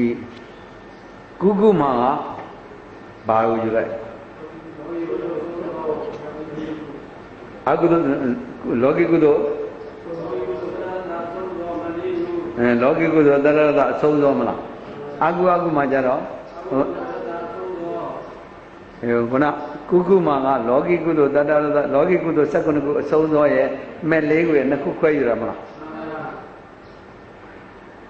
နောက်ဟိုရင်းကြတော့အကုမှာကြတော့အကုသိုလ်12ခုဆုံးသောမလားသူကအဲ့ဒီဥစ္စာတွေကြတော့အကုသိုလ်မှာတော့ရှင်းတယ်ကုသိုလ်မှာကလောကီကုသိုလ်ယူရင်အဆုံးသောယူရမယ်မဲ့ဆိုရင်တော့အဆုံးသောရဲ့အစသောရဲ့ရှိလားမရှိဘူးအဲ့လိုခွဲမယူဘဲနဲ့ဒီမှာအရာပေါ်ဆရာတော်ကသူကပေါင်းလိုက်တယ်အကုသိုလ်19အကုသိုလ်စိတ်12ခုကုသိုလ်စိတ်21ခုအဆုံးသောလို့ဒီလိုပေါင်းယူလိုက်တယ်ကုသိုလ်စိတ်21ခုကတော့အဆုံးသောလို့လောကီကုသိုလ်ပဲအဆုံးသောယူလို့ရမှာလားဒါပေမဲ့အရာကောက်ဆရာတော်အတိုင်းတော့မှတ်ထားဖို့တော့ရမယ်နော်အဲ့တော့အရာကောက်ဆရာတော်ကအကုသိုလ်ကုသိုလ်ပေါင်းလိုက်ပြီးတော့အကုသိုလ်စိတ်12ခုဆိုကြည့်မယ်အကုသိုလ်စိတ်12ခုလောကီကုသိုလ်စိတ်21ခုအဆုံးသောအကုတို့အကုတို့မှာပါတဲ့ကုသိုလ်တွေဗျာမှာပါတဲ့ဟိုရင်းတွေကြတော့ဗျာကရတွေကြတော့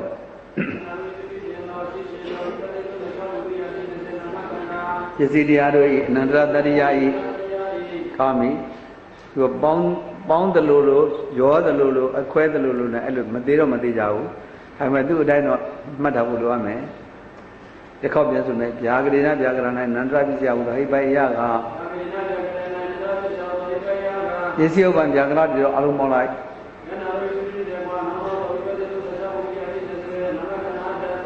သာမီရှေ့အကုသိုလ်ရေပေါ်လိုက်ကုသိုလ်စိတ်20ခုအဆုံးသောနောက်ဗျာဂရတိပေါ်မယ်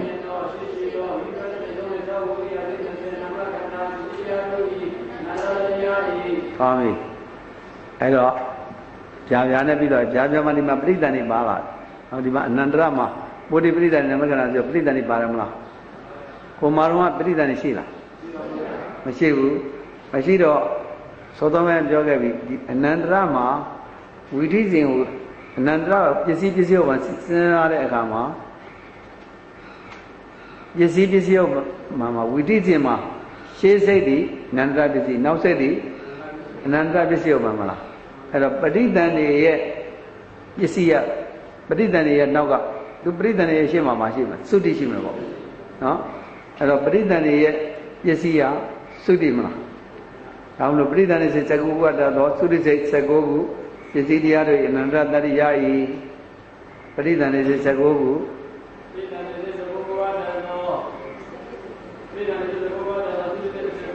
ပစ္စည်းတရားတွေကောင်းပြီဒီဘက်မှာဒီဘက်ဆံမျက်နှာနံပါတ်55မှာအဲ့လိုအမှားရေးရတာရှိတယ်နောက်ကျတော့အဲ့တိုင်းပဲပြန်ကြက်ထားလိုက်ပေါ့ခုကအနန္တရပြီးသွားပြီအနန္တရပြီးသမဏန္တရလည်းဒီတိုင်းပဲမလားဒီလိုဒီပြီးတော့အာရမဏပြီးတော့ဒီပြီးတော့အနန္တရပြီးတော့သမဏန္တရပြီးတော့သဟဇာရပစ္စည်းရောသဟဇာရပစ္စည်းကိုသွားလိုက်မယ်သဟဇာရပစ္စည်းကျတော့သဟဇာရကဘယ်လိုမှလဲပညာဝါဒမှလည်း6ချက်ပဲဒီပရိစ္ဆာမှလည်း6ချက်ပဲဆိုတော့အကုန်လုံးမတူဘူးလားအဲ့တော့သဟဇာရတတ္တိကောက်တဲ့အခါမှာဟိုပညာဝါဒကတ္တအတိုင်းကောက်ရမယ်နော်ဘာအတိုင်းကောက်ရမလဲပညာဝါဒကတ္တအတိုင်းကောက်တဲ့အခါမှာ तू ကတစ်ချက်သတိပြုဖို့ရကပစ္စည်းဥပ္ပံမှာရုပ်ပါလို့ရှိရင်ပစ္စည်းဥပ္ပံမှာရုပ်ပါလို့ရှိရင်မဟာဘုတ်အတွက်ကောက်ပြရမယ်လို့ပြောတယ်နော်ပစ္စည်းဥပ္ပံမှာရုပ်ပါရင်မဟာဘုတ်အတွက်ကောက်ပြရမယ်မဟာဘုတ်အတွက်ကောက်တဲ့အခါမှာရှင်များတို့ပညာဝါဒသုဒ္ဓတိညာကိုမြန်စဉ်းစားကြည့်မဟာဇာရသုဒ္ဓတိညာသာမဏေမှာ26မှာရှိတယ်။ကြည့်ကြည့်လိုက်သာမဏေမှာ26မှာ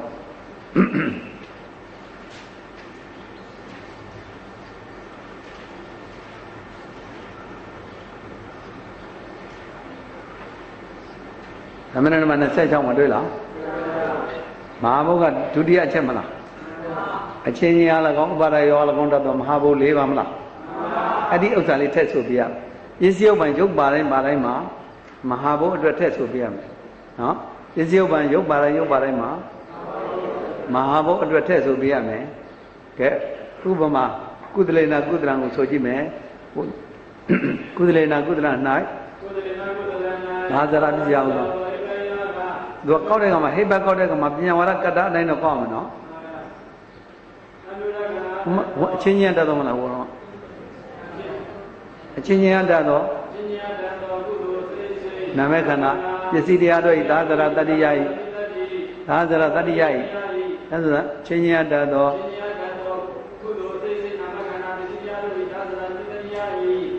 ကုပြာ၌သာသရပစ္စယဟိဘယကစိတ်တရားဝတ္တတော့ပြင်စောကုသိုလ်အစိတ်ဘောနာမခန္ဓာပစ္စည်းတရားတို့ပစ္စည်းတရားနောက်တကခုနမဟာဘုတ်အတွက်ထည့်ဆိုမယ်ဥပါဒါယောအလကောင်တတ်သောမဟာဘုတ်၄ပါးပစ္စည်းတရားတို့ဤကုပြာ၌ကုမတိုင်းဆိုမယ်အချင်းချင်းနာမခန္ဓာ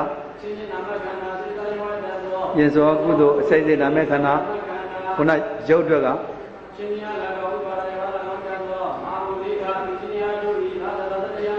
အာကုသိုလ်မှလည်းဒီတိုင်းပဲဗျာကိုဆိုကြည့်မယ်ဗျာကတိနာဗျာကရဏ၌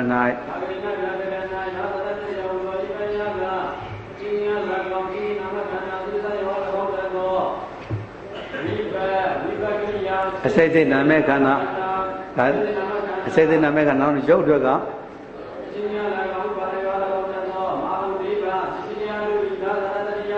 ခေါင်းပြီအဲ့တော့ပစ္စည်းဥပ္ပံရုပ်ပါရင်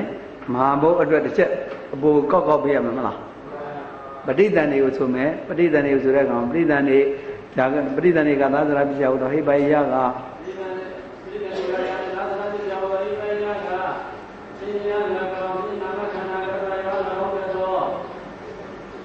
ချင်းချင်းအား၎င်းချင်းချင်းနာမဲ့ခန္ဓာကတ္တရာရော၎င်းတတ်သော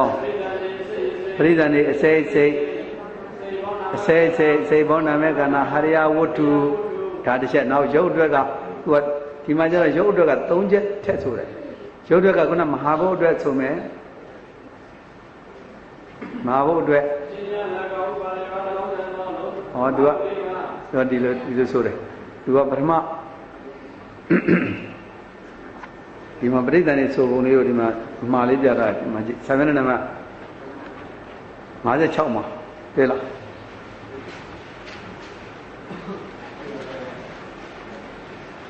အချင်းချင်းအား၎င်းအချင်းချင်းနာမဲ့ခန္ဓာကတ္တတရော၎င်းတတ်သော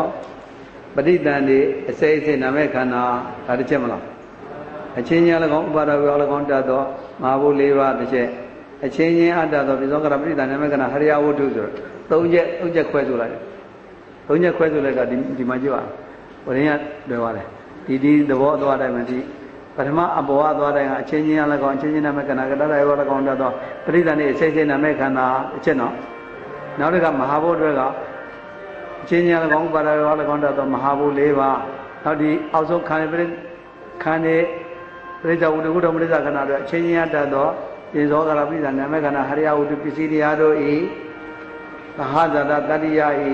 ကဒီနေ့တော့အချိန်သိတော်တော့မတော့ဗုဒ္ဓသာသနာစိရံတေတတုဗုဒ္ဓသာသနာစိရံတေတတုဗုဒ္ဓသာသနာစိရံတေတတုသာ